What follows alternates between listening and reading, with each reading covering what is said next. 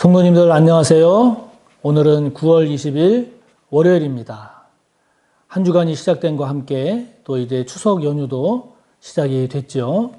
은혜롭고 풍성한 그런 복된 추석 연휴가 되시기를 바랍니다. 코로나19가 여전히 걱정되는 상황이니까 잘 참작하셔서 건강도 잘 지키시면서 명절을 잘 보내시기 바랍니다. 다 같이 사도신경으로 우리의 신앙을 고백합시다. 나는 전능하신 아버지 하나님, 천지의 창조주를 믿습니다.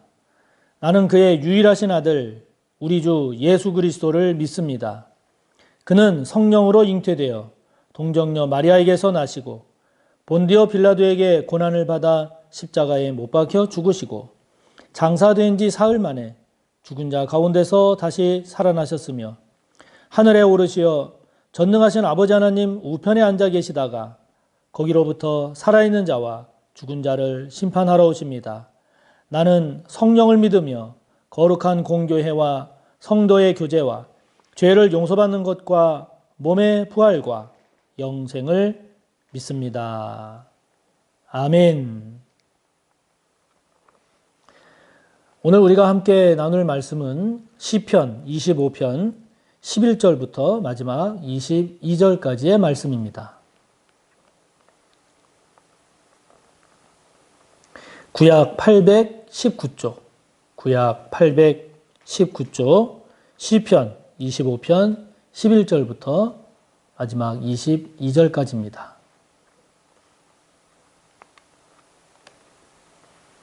함께 봅니다. 여호와여, 나의 죄악이 크오니 주의 이름으로 말미암아 사하소서. 여호와를 경외하는 자 누구냐?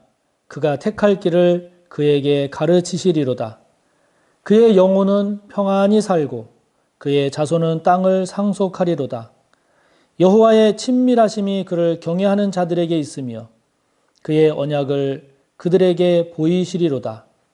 내 눈이 항상 여호와를 바라보면 내 발을 그물에서 벗어나게 하실 것이미로다.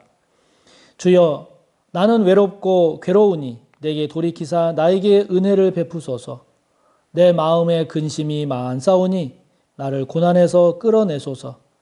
나의 곤고와 환난을 보시고 내 모든 죄를 사하소서. 내 원수를 보소서.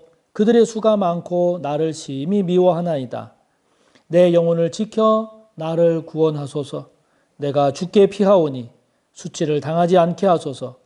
내가 주를 바라오니 성실과 정직으로 나를 보호하소서. 하나님이여, 이스라엘을 그 모든 환난에서 속량하소서. 아멘. 오늘도 다윗의 시를 우리가 함께 살펴봅니다마는 오늘 시편 25편의 이제 1절부터 이제 10절까지는 이제 앞에 지난 주일 어제 본문이고 이제 오늘 11절부터 마지막 22절까지 이렇게 쭉 되어 있는데요. 앞에 1절부터 10절까지는 그 주님의 인자하심이라든지 긍휼하심이라든지 이런 것을 이제 노래를 하고 있는데 오늘 11절부터 22절 우리가 오늘 함께 보는 이 본문을 보면 지금 다윗이 어떤 상황에서 이런 고백을 하고 있는가라고 하는 것을 우리가 좀 유심히 좀 잘 살펴볼 필요가 있는데요. 지금 다윗이 처한 상황은 어떤가? 16절을 보면 외롭고 괴로운 상황 가운데 있음을 알 수 있습니다. 17절을 보면 근심이 많은 그런 상황임을 알 수 있습니다. 18절을 보면 곤고와 환난 가운데 있음을 우리가 알 수 있고 19절을 보면 원수가 많고 그 원수들이 다윗을 심하게 대하고 있음을 알 수 있습니다. 여러 가지 다양한 문제들 또 곤고와 환난이 있는 그런 상황 가운데 다윗이 있음을 알 수 있고요. 한두 가지가 아니라 여러 문제들, 여러 고난들이 지금 다윗에게 있는 것 같습니다. 그리고 그것들이 그냥 간단하고 쉬운 게 아니라 다윗으로서는 굉장히 해결하기 또는 감당하기 쉽지 않은 어려운 그러한 문제들, 또 곤고함들, 환난들 이런 것들이 있음을 우리가 알 수 있습니다. 우리도 문제가 없이 그냥 잘 사는 것 같지만 하나하나 생각을 해보면 염려거리도 많고 걱정거리도 많고 문제도 많고 또 지금 당장 겪고 있는 환난이나 곤고함이나 고난도 있음을 봅니다. 자, 여러분에게는 어떤 문제가 있는지요? 어떤 괴로움이 있습니까? 어떻게 하면 좋을까요? 오늘 다윗이 이러한 상황 가운데에서 취한 이런 태도를 우리가 함께 보면서 우리도 다윗을 기억하면서 또 다윗의 모습을 우리도 묵상하면서 한 걸음 한 걸음 그런 믿음의 발걸음을 잘 내디뎠으면 좋겠는데요. 오늘 다윗이 보인 첫 번째 모습은 무엇일까요? 그것은 회개하는 것이었습니다. 회개하는 겁니다. 다윗은 자신에게 어떤 문제가 생기거나 또는 곤고함이나 환난이 생겼을 때 참 다윗이 잘했던 것, 그것은 무엇인가 하니 회개하는 거였다 하는 거죠. 그 얘기는 하나님께서 회개를 기뻐하시는 것이기도 하지만 다윗의 믿음 가운데에도 보면 문제를 만났을 때, 어려움을 만났을 때, 환난에 처했을 때, 고난 가운데 빠졌을 때 그때 회개하는 것이, 돌이켜 회개하는 것이, 그것이 결국 복된 인생임을, 그것이 결국 자신을 구하는 것임을 다윗은 깨달았기 때문입니다. 곤고와 환난을 포함해서 자신에게 닥친 문제, 위기, 고난, 이럴 때 다윗이 제일 먼저 보여준 것이 무엇인가 하니 회개하는 것이었다 하는 거죠. 여러분, 이게 굉장히 중요합니다. 그리고 회개하는 것이 복됩니다. 그런데 우리가 이제 교회에서 워낙 죄 이런 얘기를 많이 하다 보니까 그리스도인들 마음 가운데 그런 거에 대한, 그래서 그 죄에 대한 회개를 이야기하는 것에 대해서 좀 거부하고, 왜 맨날 그 죄를 얘기하고 회개만 얘기해. 좀 더 은혜라든지 복이라든지 형통한 거라든지 문제 해결이라든지 이런 보다 밝고 긍정적인 거를 얘기해야지 왜 자꾸 죄를 얘기하고 회개를 얘기하는가라고 하는 것에 대한 생각을 가질 수도 있는데요. 그런데 오늘 다윗의 모습을 통해서도 우리가 볼 수 있는 것처럼 어려움이 있거나 곤고함이 있거나 환난이 있거나 괴로움이 있거나 고통이 있거나 이럴 때 먼저 자신을 돌아보고 자신의 죄를 살펴보고 그 죄를 회개하는 것이, 이것이 굉장히 중요하고 결국 이것이 그 사람을 복되게 하고 이것이 결국 은혜 받는 통로임을 우리가 잊어서는 안 됩니다. 우리가 당하는 곤고함이나 환난이나 고통이나 고난 이런 것이, 이것이 우리의 어떤 구체적인 잘못, 실수, 죄 때문에 그것이 초래되는 그런 경우도 있지요. 그렇기 때문에 그런 경우에 죄를 회개하는 것은 너무나 당연하죠. 그런데 우리가 또 가만히 살펴보면 우리가 당하는 곤고나 곤란이나 고난이나 괴로움이나 고통, 이것이 내가 꼭 무슨 죄를 지었기 때문에 그 죄 때문에 이것이 이렇게 왔다라고 여겨지지 않을 때도 있습니다.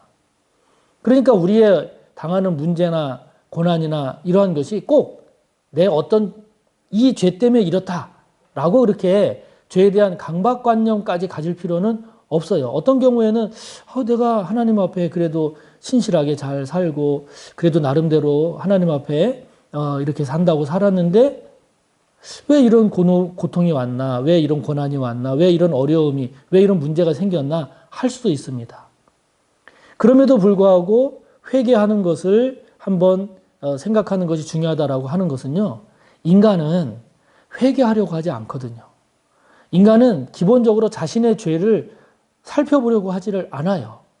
인간은 기본적으로 자신의 죄가 드러나는 것, 그거를 바라보는 것, 그것을 고백하는 것을 원치 않기 때문에 이렇게 어려움이 닥쳤을 때, 곤고함이 왔을 때, 고난이 임했을 때 그걸 통해서 자기 자신을 돌아보는 성찰하는 계기로 삼으라는 겁니다.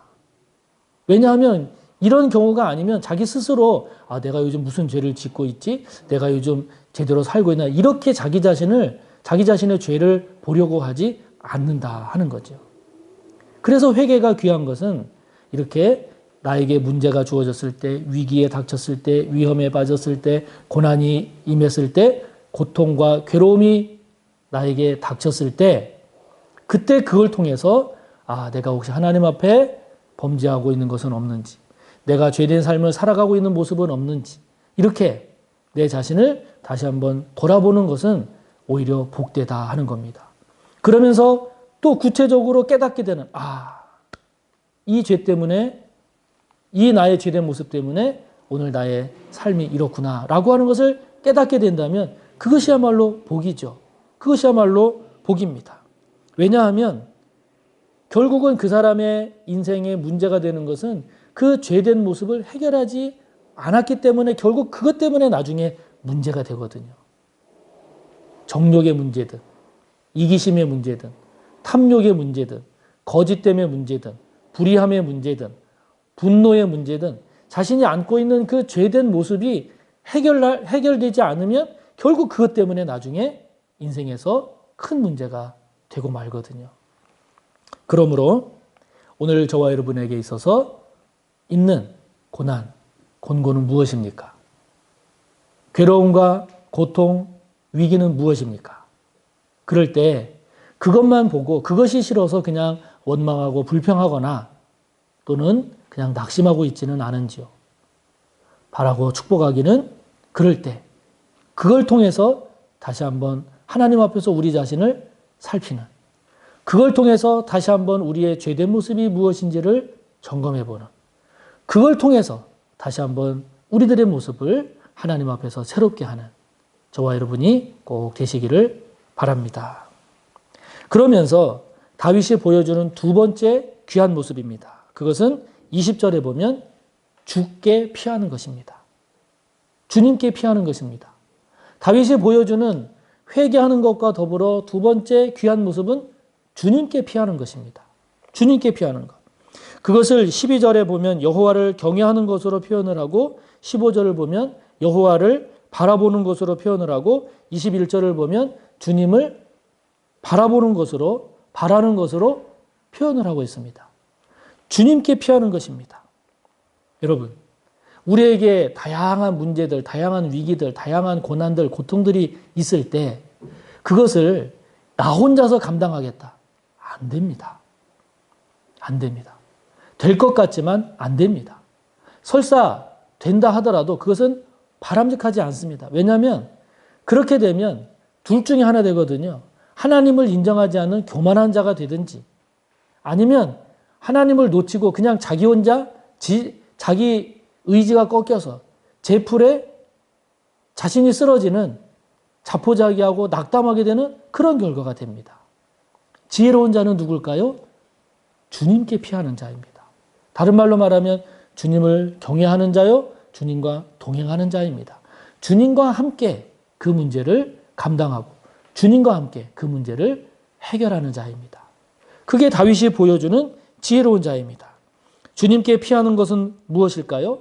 16절에 나오는 말씀처럼 주님의 은혜를 구하는 것입니다. 17절, 20절, 21절, 21절에 나오는 내용처럼 주님께 도움을 구하는 겁니다. 어떻게 하는 게 주님께 피하는 걸까요? 기도하는 거죠. 기도를 통해서 주님께 피하는 겁니다. 어떻게 하는 것이 주님께 피하는 걸까요? 말씀을 붙잡는 거예요.